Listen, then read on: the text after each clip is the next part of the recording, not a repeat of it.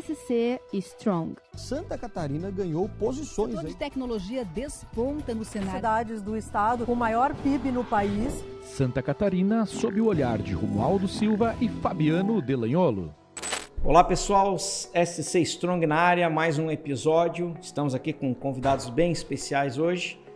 Falar sobre inovação, empreendedorismo, mas na fonte aqui de Santa Catarina. O Emerson Cedel está conosco, diretor do Perini e também membro do conselho do Joinvale e presidente do Agrotech Park, né? Instituto Agrotech Park. E temos um convidado super especial que é o Marcelo Fetti, nosso secretário de Inovação, Ciência e Tecnologia de Santa Catarina. O SC Strong, que é um podcast que fala de empreendedorismo e inovação com um olhar mais carinhoso, digamos assim, para Santa Catarina, né? Compartilhar os aprendizados, levar a mensagem para os empreendedores. Então, seja super bem-vindo, Marcelo. Obrigado, uma honra tê-lo aqui. A honra é toda minha. Agradeço muito o convite, estou sempre à disposição. Obrigado, Emerson. Legal. Marcelo, acho que vale a pena você se apresentar, né? Agora como secretário, mas tem toda uma trajetória já, né?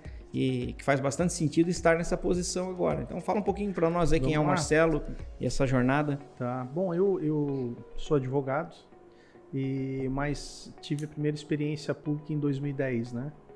Em 2010 eu participei do governo do estado como uma consultoria contratada pelo governo do estado. E essa consultoria tinha o nome de Inova Santa Catarina. Então a ideia era criar uma base de o que seria uma nova plataforma de desenvolvimento para o estado de Santa Catarina.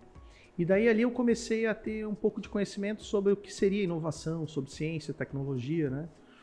Desse programa surgiram o projeto dos centros de inovação, surgiu o Plano Catarinense de Inovação, enfim, surgiram um monte de iniciativas que serviram do ponto de vista de políticas públicas de base para o que a gente vem vivendo hoje a nível de governo, né? Que culmina hoje com a criação da Secretaria de Estado de Ciência, Tecnologia e Inovação pelo governador Jorginho Melo. Bom, eu fiquei 2 anos no governo do estado, e depois voltei para a iniciativa privada, e aí, pouco tempo depois, fui para Itajaí. E lá em Itajaí eu fui a convite do prefeito, na época, o Jandir Bellini. Ele me convidou para tocar uma empresa lá chamada Itajaí Participações. Era uma empresa pública, ela ainda existe. E um dos projetos que tinha, a Itajaí Participações, é uma empresa que tem por objetivo viabilizar investimentos no município, por meio de parceria com a iniciativa privada. E a Itajaí Participações, um dos projetos que ela tinha era o Distrito de Inovação do município e o Centro de Inovação, que era um dos 13 centros de inovação que tinham sido planejados quando da minha passagem lá no governo do estado. Eu fiquei uns 2 anos lá, trabalhando também com inovação, né, com esses 2 projetos, e até que eu recebi um convite para ir para Palhoça. Eu fui ser secretário de Desenvolvimento Econômico em Palhoça. E lá em Palhoça foi muito interessante porque a gente fez um estudo para entender a dinâmica econômica do município e a gente se deparou com alguns números assim bastante antagônicos, né? Então, assim, Palhoça era o 9º PIB e o 79º IDH. Era uma das cidades que mais cresceu no estado nos últimos 6 anos, mas era a cidade que tinha a menor renda média de todos os municípios da Grande Florianópolis. Você tinha um dos metros quadrados mais caros da Grande Florianópolis, num bairro lá chamado Pedra Branca, e uma vala do lado você tinha a favela que tem a comunidade mais pobre do estado de Santa Catarina, que é a comunidade do Frei Damião. Então a conclusão que a gente chegou naquele momento é o seguinte: olha, a cidade crescia, mas ela não se desenvolvia. E isso acontecia porque a pauta econômica do município era de muito baixo valor agregado. E aí o desafio era como é que eu agrego valor à pauta econômica do município para que a riqueza possa se transformar de alguma forma em qualidade de vida para as pessoas, né? E a conclusão que a gente chegou é que era fundamental mudar o eixo econômico do município de uma economia intensiva em capital, em mão de obra, para uma economia intensiva em conhecimento e inovação. E daí surgiu um programa lá chamado Inova Palhoça, que foi um programa super bem sucedido do ponto de vista de política pública do município. Eu fiquei 4 anos em Palhoça e ao final saí de lá e voltei para a iniciativa privada e fiquei quase 5 anos na iniciativa privada, uma parte no meu escritório de advocacia e uma parte como diretor de uma empresa de tecnologia uma das maiores empresas aí de tecnologia do país. Até que surgiu o convite para escrever um plano de governo do então candidato a prefeito de São José. E a gente escreveu o plano de governo, muito focado em inovação. O prefeito acabou se elegendo e me convidou para ser secretário. Fui para lá ser secretário de novo e também mantive o foco na política pública voltada à ciência e tecnologia, mas principalmente inovação. Eu fiquei lá até março de 2022 e até que no final do ano passado o governador Jorginho, por indicação da ACAT, da Associação Catarinense das Empresas de Tecnologia, me convidou para assumir a nova pasta da Ciência, Tecnologia e Inovação no governo do estado. Nesse meio tempo eu fiz parte do Conselho de Ciência e Tecnologia de Joinville, do Conselho de Ciência e Tecnologia de Florianópolis, do Conselho de Desenvolvimento Econômico de Palhoça, enfim. Então passei os últimos 12 anos da minha vida praticamente imerso no mundo da inovação, me relacionando, seja como executivo do setor, seja como gestor de política pública voltada à inovação. Estudando e tendo contato com o tema, né? Exatamente, bebendo sempre na fonte, né? Eu sempre procurei estar muito próximo do setor produtivo, porque eu entendia que ali no setor produtivo é onde a gente consegue encontrar as grandes demandas, né? Da inovação no Estado, né? No Estado, no mundo inteiro, mas no Estado não seria diferente, né? Eu acho muito bacana tê-lo conosco, né? Obrigado. Poder bater esse papo aqui, a gente conversa bastante, já falou bastante sobre esse tema também, em vários momentos e rodas. Eu, assim, acho que teu conhecimento e tua vivência são sob medida para cadeira, para essa nova ideia do Estado de ter a Secretaria de Inovação, né? Eu queria iniciar assim, te perguntando, até uma curiosidade minha, né? Existem secretarias de inovação em outros estados? É comum ter isso? Ou é uma iniciativa inovadora novamente, como foi, na minha visão, assim, há 10, 12 anos atrás, quando o Estado começou a pensar no tema inovação e desenhou a rede dos centros? Então, assim, acho que nós, como Estado, tem muitas iniciativas muito inovadoras, né? E pegando o tema da secretaria, que para nós, em Santa Catarina, é nova, né? Normalmente o tema ficava debaixo de uma secretaria de desenvolvimento, de uma outra secretaria que não é dedicada ao tema, né? Especialista, não tem o secretário e toda a equipe pensando esse tema o tempo inteiro. Então, o quanto que isso é inovador ou é único e o quanto que isso pode ser uma iniciativa de impacto como, exemplo, a rede dos centros. Perfeito. Assim, outros estados têm secretarias de ciência, tecnologia e inovação, né? O Santa Catarina não é o único estado que tem. Agora, sim, o interessante é que poucos estados têm um ecossistema tão desenvolvido como Santa Catarina, né? Então, assim, é até paradoxal que um dos estados mais desenvolvidos, um dos ecossistemas de inovação mais maduros como Santa Catarina, que tem mais densidade, que tem mais faturamento por empresa, mais empresas por habitante do país, não tivesse até então uma secretaria, como tu bem colocou, Emerson, dedicada 100% dedicada à questão da ciência, tecnologia e da inovação, né? Então, sim, o governador Jorginho Melo, ele foi muito feliz quando ele enxergou que seria fundamental para um novo salto de crescimento e de desenvolvimento do Estado, dar o devido protagonismo à ciência, tecnologia e inovação como vetor de crescimento e de desenvolvimento, né? O setor de tecnologia responde hoje por 6% do PIB de Santa Catarina e vem crescendo, e a meta é que chegue-se a 2000, a meta estabelecida pela Associação Catarinense das Empresas de Tecnologia, junto com o ecossistema e junto com a que a gente está querendo incorporar na Secretaria, chegar a 10% do PIB em 2030, né?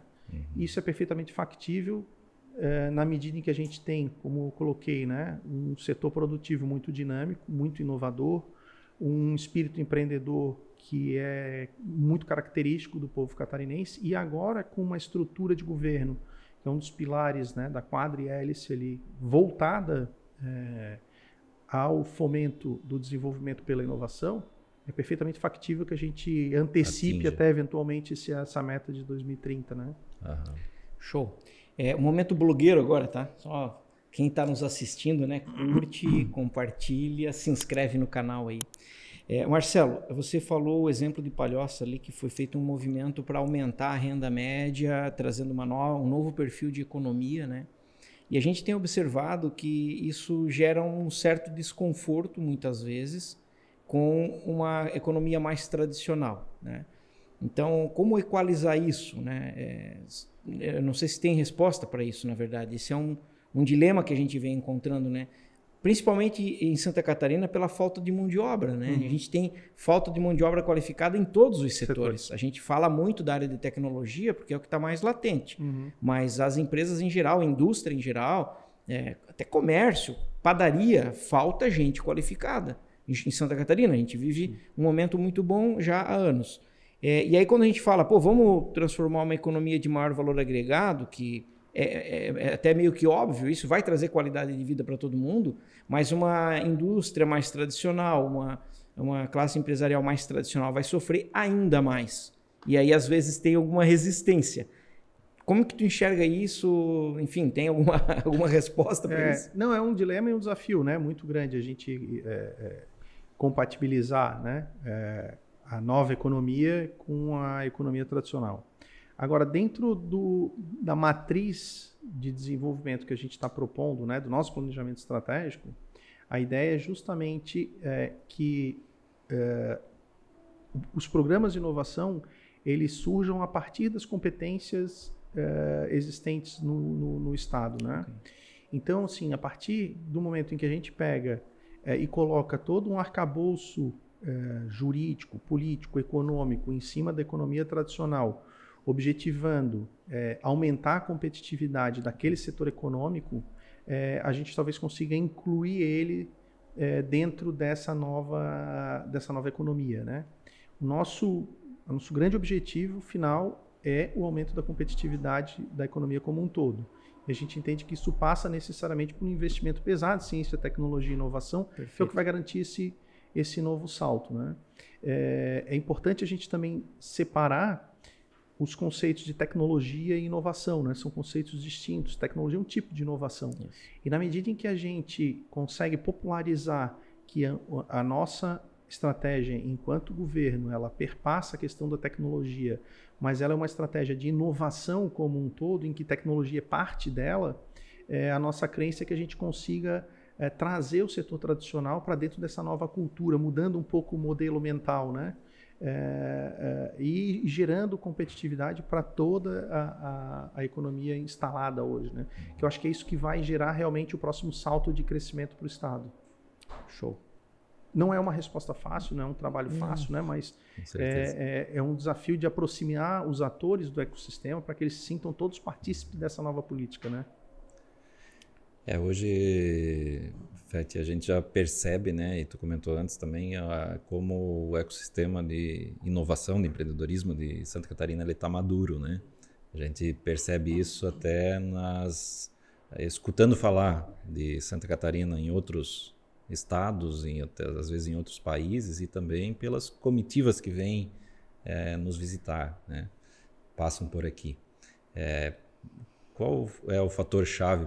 Por que a gente chegou nisso, na tua opinião? O que foi o diferencial? O que a gente fez bem feito e o que a gente deveria fazer mais, né, daqui para frente para mais e mais se destaque, para que Santa Catarina realmente seja um startup state, como a gente tem falado algumas vezes, né? Brincado aqui, né? Então, eu atribuo a parte significativa do resultado que a gente vem experimentando hoje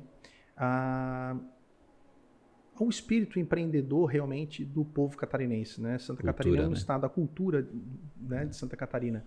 Santa Catarina é um estado que foi forjado na escassez, né? Então a gente é o estado que mais manda imposto para Brasília e proporcionalmente menos recebe, né? A gente é um estado que tem escassos investimentos em infraestrutura. A gente é um estado muito pouco contemplado, no modo geral, né, pelo governo federal, que fica com uma parte muito importante das nossas riquezas. E aí se obriga a fazer. E aí se obriga a fazer, exatamente, né? E mesmo nos momentos de dificuldade, e Santa Catarina talvez seja o estado que mais enfrenta dificuldades do tipo climáticas, por exemplo, né?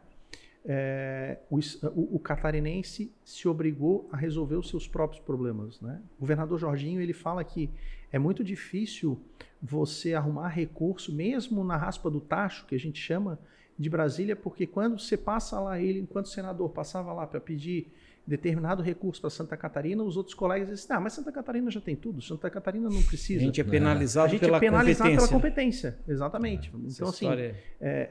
e isso fez com que a gente acabasse tendo que resolver os nossos próprios problemas, que é um elemento importante, né, do desenvolvimento econômico pela inovação, né? Ademais, a gente é um estado muito miscigenado, né? A gente tem aqui alemão, italiano, português, Mistura, polonês, húngaro, austríaco, japonês. Então, assim, talvez nenhum outro estado tenha uma miscigenação de culturas tão grande como Santa Catarina. E isso faz também com que o estado seja um solo fértil para o desenvolvimento de inovação. Por fim, a gente conseguiu desenvolver uma rede de ensino que eu também desconheço que tenha outra no país, né? Então você tem uma universidade federal com muita competência instalada ali, né? Você tem cursos ali que são referências em engenharia mecânica, engenharia civil, engenharia elétrica, ciência de computação, que são referências mecatrônica, que são referências no Brasil. Você tem uma escola estadual, que é a UDESC, que também tem muita competência instalada, seja nas engenharias, seja na parte de negócio, que também é um item importante, né, do geração de tecnologia e de inovação. E você tem uma rede de faculdades comunitárias de muita relevância e de muita competência, que é a rede ACAF, que você tem universidades muito boas em todas as regiões, vocacionadas para as competências. Exatamente, distribuídas. Então você tem uma FURM em Blumenau, você tem uma Univale em Itajaí, você tinha uma Unisul em Tubarão, você tinha um UNOESC, UNESC, Uniplac, Unichapecó, enfim, por todo o estado de Santa Catarina você tem uma rede de ensino que produz muito conhecimento de qualidade. Eu também desconheço outro estado que tenha essa estrutura educacional. Junte-se a isso um sistema S muito atuante, que gera bastante conhecimento. Então a gente tem, de um lado, um povo que é empreendedor por essência, né?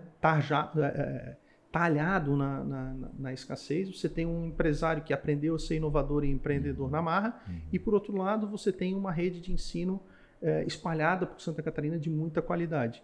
Eu acho que isso foram os fatores que influenciaram, principalmente, assim, de maneira muito importante esse desenvolvimento econômico que Santa Catarina experimenta hoje, centrado na inovação. Nota que a gente não falou no governo, né? Então, assim, o governo, ao longo do tempo, ele vem atrapalhando pouco, em alguns momentos ele não atrapalha. A ideia é que, a partir de agora, a gente não só não atrapalhe, como a gente possa, de alguma forma, ajudar.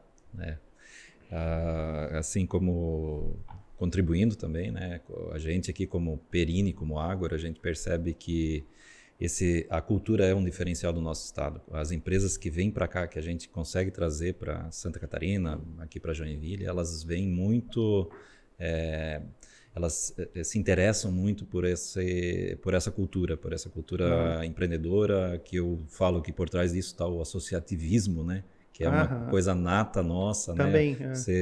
O Estado é muito forte em cooperativas, em associações, né? E isso é a sementinha do empreendedor, né? É verdade. E isso gera uma mão de obra, uma mentalidade, na verdade, do trabalhador de qualquer nível muito diferenciada, né? Não tem dúvida. E isso é um atrativo para trazer negócios e também para que a gente consiga ser um Estado que faz as coisas. Mas também nessa linha, Feti, nas nossas andanças aí, conhecendo outros ecossistemas, até outros países, a gente viu muito que o governo tem vários papéis, né? Mas talvez o primeiro papel, e que eu acho que talvez o governo, né, fez até agora, é o papel de alinhar o discurso, né? Muitos ecossistemas bem organizados, como, por exemplo, quando a gente muitas vezes compara o Estado a Israel, né, ao país, o que a gente vê lá é essa bandeira levantada, que não está no discurso de né, de uma academia, ou de um privado, de um governo. É todo mundo, do taxista ao cara do bar, né, todo mundo fala de inovação, tem o mesmo, sabe o discurso, sabe o propósito como Estado, e isso, de certa maneira, eu vejo que conscientemente ou sem querer, se criou um pouquinho aqui em Santa Catarina. É verdade. E eu acho que isso é já uma contribuição.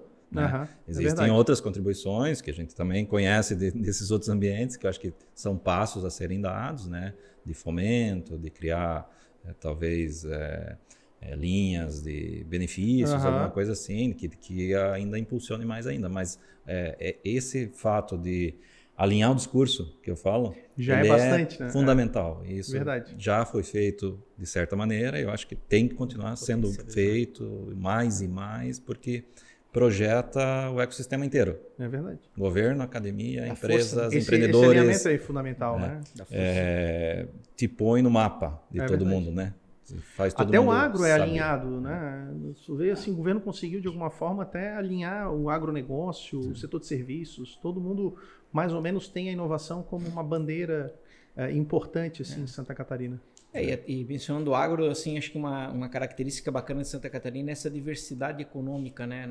Nós não somos um estado que tem uma capital super relevante e o resto é interior. Nós temos vários polos, né, distribuídos, o agro entra forte nisso, mas tem outras economias também diversificadas que acho que também fortalece o papel, né, da economia no estado.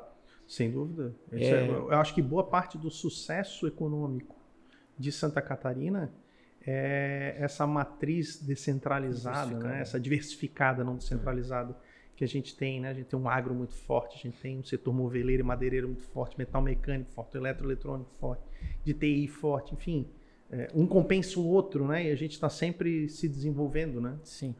Ô Fete, agora assim, a gente vem conversando bastante, né, no ecossistema. E até brincamos com uma frase, não adianta ser o rei da rua, né? Não adianta ser o melhor jogador de futebol da rua. Depende com quem tu está se comparando, né? Então, quando a gente olha Santa Catarina com os indicadores do Brasil, de outros estados, pô, legal, a gente está indo bem, né?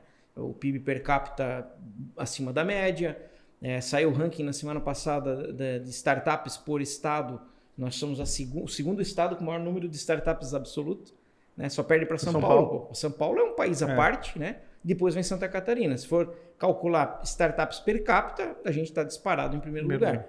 Então a gente tem realmente muitos bons indicadores. Mas quando a gente olha, né, pegar o caso de Israel, a Suíça, vamos pegar quem realmente está acima do ranking, pô, a gente está muito, muito atrás ainda, né? Então, na tua visão, qual que é o próximo passo? A gente tem bastante coisa bacana, legal, mas próximo passo para dar um novo salto aí de qualidade. Eu acho que uma coisa bem importante mesmo é a gente se conscientizar que a gente tem que levar a régua mesmo, né? Então, assim, cara, a gente tem, como tu bem colocou, a gente tem que parar de se comparar com São Paulo, com os outros estados, a gente tem que se comparar mais longe. Tem que olhar mais longe, a gente tem que olhar para Israel, para a Suíça, para, sei lá, mas a gente tem que levar. Eu sou fã de Israel, né?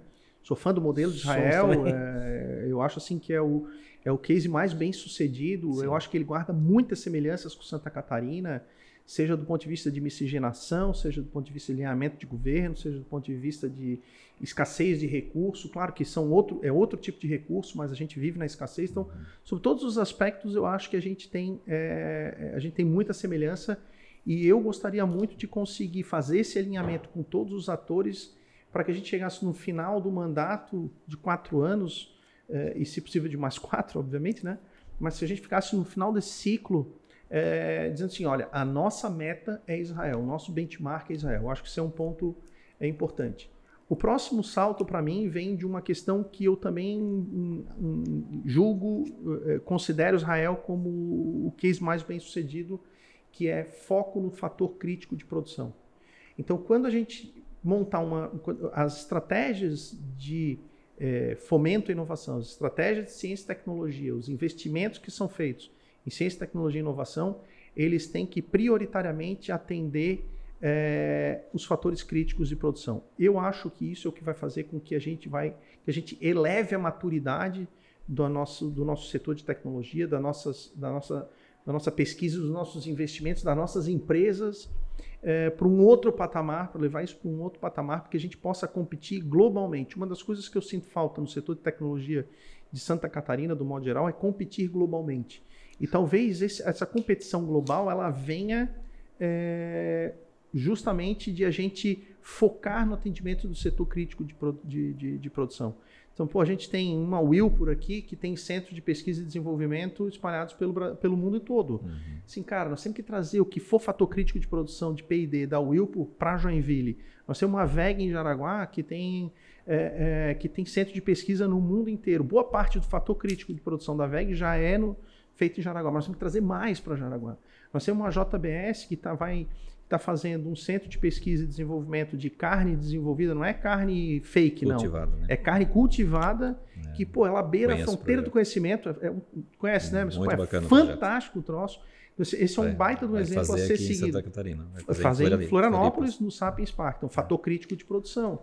Né? Então, a gente tem que pegar essas grandes corporações, que é o equivalente a Israel, ao exército israelense, né? E fazer com que a nossa estratégia de desenvolvimento da inovação no Estado atenda prioritariamente o fator crítico de produção, que é isso que eu acho que vai dar um novo salto de maturidade para o ecossistema, de crescimento e de desenvolvimento econômico, sabe? Show. Tem um outro assunto aí, mudar um pouquinho a prosa aqui, como se diz, que nos incomoda um pouco, não é exatamente da tua alçada, da tua secretaria, mas que está relacionado, que é a parte do ensino. Você falou, né, os pontos positivos do ensino de Santa Catarina, de forma geral, mas a gente vem observando uma lacuna no ensino médio. Né? Então, pegar o exemplo de Joinville, o município tem se movimentado super bem em trazer o tema empreendedorismo, tecnologia, diversas tecnologias para o ensino fundamental, com programas inúmeros. As universidades estão se movimentando, já vem há mais tempo nesse movimento, mas o ensino médio acabou ficando uma faixa aí meio à margem, né? Como é que tu enxerga esse cenário e se já tem alguma discussão no governo agora para uma retomada, para, enfim, alguma ação efetiva para que o jovem adolescente do ensino médio também entre nessa pegada e já venha depois para a graduação e para o emprego, né? Porque o ensino médio o cara já está com o pezinho no trabalho, né? Mas que ele já tenha essa base também. Como é que tu vê isso? Então, assim, primeiro é importante a gente destacar que o novo ensino médio ele é um avanço, né? Okay. O novo ensino médio por si só é um avanço. O grande desafio é o quinto eixo ali, né? Que é aquele em que a gente vai direcionar o jovem para o mercado de trabalho dentro daquilo que são as competências que ele entendeu e que a gente entende que são as melhores competências que ele se desenvolve. Aqui existe um desafio muito grande, né? Por quê? Porque o ensino médio, de um modo geral, em Santa Catarina, ele não é um dos melhores, né? E isso tem que ser colocado. Sim, é um desafio muito grande que existe uma série de iniciativas que, de alguma forma, estão tentando enxugar esse gelo, né? Estão tentando enxugar esse gelo. O secretário Simadon, que é o secretário de Educação do Estado de Santa Catarina, é uma pessoa que tem muita experiência, é uma pessoa que quase foi ministro de Educação no governo Bolsonaro, comandou o Conselho Nacional de Educação, enfim, um cara que tem muita experiência e que certamente está olhando para como que a gente pega essa quinta perna e a gente otimiza os resultados dessa quinta perna, desse quinto eixo do novo ensino fundamental. Eu, a convite do presidente Mário Aguiar, da Federação das Indústrias, faço parte do Comitê de Governança do Santa Catarina pela Educação, que é um movimento que envolve uma série de entidades e que tem por objetivo justamente melhorar os resultados da inovação. Porque os resultados da educação no Brasil, do modo geral, eles são horríveis, né? Então você tem lá 16% só se formam com um nível mínimo de matemática aceitável, 23% de português. Então, como é que a gente pode esperar que um cara desse, que uma pessoa que tem esse nível de formação, né, ele possa realmente contribuir para a competitividade da economia de um país? Não tem como, né? O resultado disso é que nós precisamos de 4 brasileiros para fazer o trabalho de um americano. Isso aí. Então, assim, é preciso que se tenha um alinhamento para ver quais são as estratégias que vão ser utilizadas, porque na minha crença e naquilo que se conversa dentro do Comitê de Governança do Santa Catarina pela Educação, uma coisa é o estudante do ensino médio ter condições, ter condições de ir para a aula, né? Isso é uma coisa. Isso talvez uma bolsa resolva. Outra coisa é ele querer ir para a aula. Para ele querer ir para a aula, ele tem que enxergar o futuro que ele vai ter. E esse talvez seja o grande desafio do quinto eixo. É mostrar para as pessoas que, na medida em que elas participarem de maneira efetiva desse quinto eixo, eles vão estar empregados, ganhando renda, contribuindo para a solução dos seus problemas em casa. Mas é um desafio muito grande. É desafio, né? É um desafio muito grande. Legal. Emerson, tem alguma pergunta? Senão eu vou emendar aqui. Vai indo aí. Não, na questão ensino, assim, a gente fala muito aqui, né? Obviamente, vocês comentaram do ensino médio, né? Pensando no ensino médio público, né? Que obviamente é o grande volume, né? E é o grande desafio nosso como sociedade. A gente fala muito aqui também de preparação e de treinamento para os próprios professores, né? Então, assim, eu acho que tem esses eixos, né? Dentro das discussões que vocês vão abordar lá, os alunos conseguirem ir, né?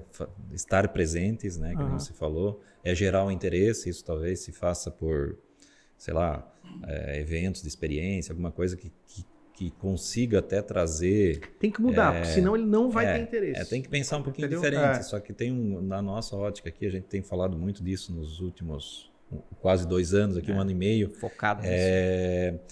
E até fizemos um programa aqui dentro do Ágora nesse sentido, capacitação, entre aspas, né? Porque é meio que mindset dos professores. Sim. Então, a gente entendeu, Fete, que existe muito programa e muita, vamos dizer assim, iniciativa ou tentativa em cima do estudante. E existe pouco foco e pouco programa e pouco, né, incentivo para que o professor mude, né? Então, assim, tudo começa a mudar quando tu pega um município que é menor, né? Ele investe em tecnologia, moderniza salas, compra equipamentos. Internet mas se o professor não... Se tu não treinar o professor, isso tu vê dentro das cidades que funcionam. A mesma coisa, a gente tem que chegar nesse nível para o ensino médio. Então, eu acho que isso deveria estar no mapa, deveria ser um negócio, assim, o grande desafio, Teria que pensar como fazer isso, como capacitar, como mudar o mindset, como fazer o professor se modernizar. Porque eles são os replicadores, né? Eles são os grandes sponsors, vamos dizer assim. Vai dar certo se o professor acreditar que vai dar certo. Ele transfere isso para o aluno. Né? Ele mobiliza o aluno. E é engraçado, tu falando agora, eu me lembrei que quando eu estava em São José, nós montamos um programa de formação chamado Movimento Geração do Futuro. Né? Então era uma jornada que começava com um jovem de 6 anos e terminava naquelas pessoas que queriam, de alguma forma, pivotar a carreira. Né? Olha que coisa alinhada com o que tu falou, né? Então, assim, essa última etapa aqui do Geração do Futuro era para quem quer pivotar a carreira. E aí a gente começou a ver assim, cara, mas esse negócio de pivotar a carreira, nós temos que começar por algum lugar. Então vamos fazer o seguinte, vamos pegar essa grade aqui e vamos dar para o professor. E aí começou uma série de desconfianças, dizer assim, cara, mas será que ele vai querer? Porque, mudar o status quo não é uma coisa, né? Não é todo mundo que aceita. Daí fizemos uma primeira turma de 80 professores da rede pública do município de São José. E, por incrível que pareça, começaram 80 e terminaram 80. Que é super raro de acontecer. Qualquer programa que tu faça, tu lança 80, termina 70, quando muito, né? E aí começou uma pressão muito grande dos professores que não fizeram para ter um segundo ciclo. E aí teve um segundo e um terceiro ciclo. Moral da história, eu acho que tu estás completamente certo, né? Se a gente oferecer para o professor uma capacitação para que ele possa ser um agente replicador das competências técnicas e socioemocionais que a gente quer dar para o aluno, talvez esse seja realmente o melhor caminho. Exatamente. Entendeu? Talvez seja esse o melhor caminho. Perfeito. Essa experiência que o Emerson mencionou, a gente chamou de Agro Experts, né? Foi feito ano passado. Foi uma espécie de Startup Weekend, um evento de imersão, né? O MVP. Esse ano agora a gente vai fazer mais potente, né? Foram 5 instituições de ensino e as equipes foram formadas exclusivamente por professores. Então foram 19 equipes no total, só professores. 19 equipes com 4 professores cada uma. A gente imaginou que ia vir metade disso. No final vieram 19 times, né, com 4 professores cada uma. Ou seja, eles estão dispostos a... Então, e foi transformador. Os feedbacks que deram no final, professor que nunca tinha tido a oportunidade de... Não sabia nem o que era uma startup, empreender. A palavra empreender era estranha para ele. E saíram assim, sabe, extasiados e replicando isso, né? Então a gente viu, tem tem business aqui no bom sentido, tem né, potência aqui. Tem né? dor. Tem Cara, dor tem dor, né? E estão ávidos, sabe? Os professores, eles querem, Eles estão só que não abertos. tem oportunidade muitas vezes. Cara, essa é uma experiência que o Estado precisa conhecer e eventualmente replicar. Talvez né? a gente possa, a partir desse MVP aqui, até do que a gente vai replicar esse ano, depois estender isso. Sem dúvida. Né? E a gente já tem conversado aqui, Fete, porque a gente fez esse MVP, né, o ano passado, convidando instituições de ensino superior, né, públicas e privadas, misturou tudo, mas a intenção nossa e a grande bandeira aqui, né, que eu tenho falado para o Fabiano, para o Ricardo aqui do Água, é a gente levar isso para o ensino médio. Porque é onde está o ponto de virada né, da pessoa, é o adolescente, né, virando adulto, tendo que achar seu caminho certo. Sonhando né? seu caminho. E ali onde o mentor é ainda muito mais importante. Né? Eu acho que vale a pena a gente pegar essa experiência, empacotar ela e apresentar coisa legal, para o uma hora secretário de Educação. Perfeito. Né? Eu acho que vale muito a pena.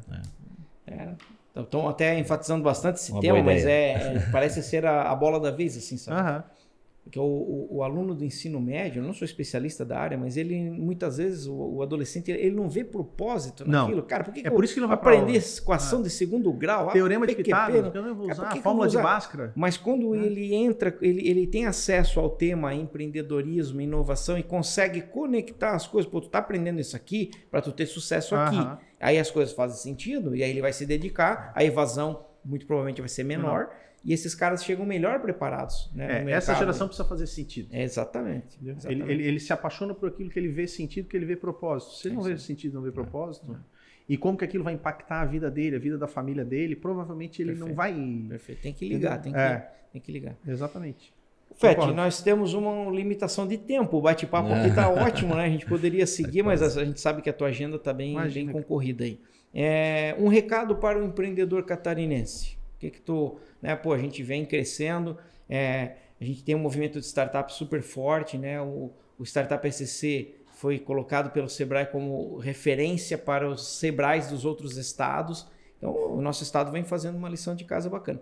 Mas, assim, de forma geral, para o empreendedor, o que mais que a gente precisa melhorar aí? Qual que é o recado que tu dá? Olha, eu assim, conselho se fosse bom, a gente não dava, a gente vendia. Mas na minha vida, eu procuro sempre pensar fora da caixa. Eu tenho uma dificuldade muito grande de pensar dentro da caixa. Então, assim, por vezes eu sou taxado de maluco, me chamam de... Né? Mas eu sempre procuro pensar fora da caixa. Eu acredito que a solução dos grandes problemas, elas são simples, mas que elas, por vezes, residem fora da caixa. E talvez uma das grandes dificuldades que existe é a gente pensar fora da caixa. Então, assim... Se eu pudesse deixar uma sugestão do que eu procuro fazer no meu dia a dia, é justamente pensar fora da caixa. Show. Legal. Eu vou fazer a vez do Romualdo aqui, que é o nosso parceiro, né, da CM Think, que ele toca o SC Strong e não está conosco hoje, mas a gente costuma fazer 3 perguntinhas no final, e aí como o Emerson está conosco aqui também como convidado, Emerson, vou fazer para vocês dois. Também, então. Vou fazer a pergunta para vocês dois. Lá a vem, primeira Fete. pergunta é uma indicação de livro. O que vocês gostariam de deixar como sugestão de livro para quem está nos ouvindo? Poxa, aí você pega pesado, né? Pô, tu quer que lembre de cabeça assim? O meu, eu vou te falar assim, eu tenho 2 literaturas de cabeceira. Uma é Comece pelo Porquê, de Simon Sinek. Show. Que, assim, para mim foi disruptivo para minha vida. Já apareceu por aqui. E o segundo é 21 lições para o século XXI, do Yuval Harari. São 2 livros, assim. Pedisse um, eu já dei 2. 2 obras primas aí. Show. Casualmente 2 israelenses. Não. Simon Sinek não. Só o Yuval Harari, que é israelense. É inglês, Eu li o Comece pelo Porquê agora nas férias de final de ano. Novamente, inclusive. E estou lendo agora, Fabiano, que é 1/100, do Gustavo Borges. Eu tô achando muito bacana, um livro legal, que inclusive tem um tom assim de que você tem que ser fora da média, né? Que a média é onde todo mundo se acomoda. Né?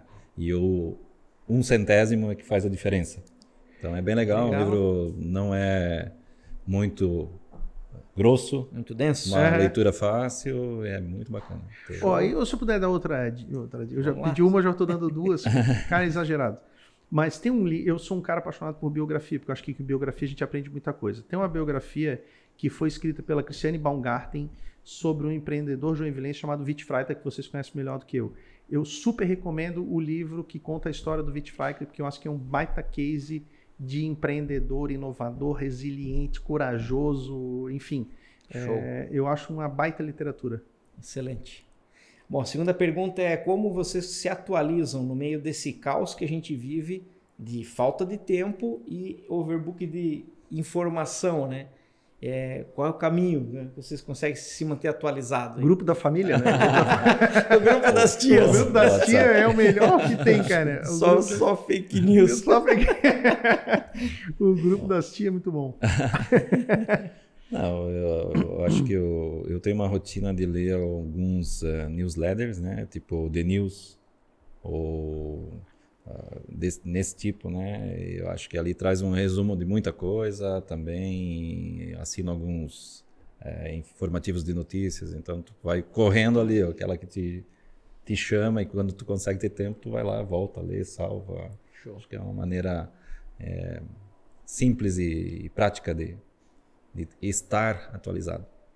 Eu também, eu faço uma leitura de 2, 3, até 4 diários por dia e faço um filtro daquilo, porque, como cada veículo tem uma linha editorial, tem uma tendência. Tem uma tendência, então um ponto de vista. Eu tiro minhas conclusões a partir dessas diferentes tendências. Legal. Bom, e a última pergunta é por que Santa Catarina?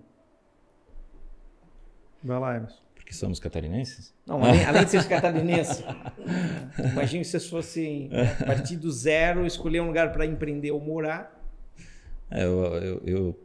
Pela minha ótica, eu posso falar até pelo que eu vivo e escuto aqui das pessoas que a gente traz para Santa Catarina, né? Eu acredito muito nesse ponto de vista. Eu acho que o estado é diferenciado como cultura, como povo, né? Então, o mindset do povo daqui é muito legal.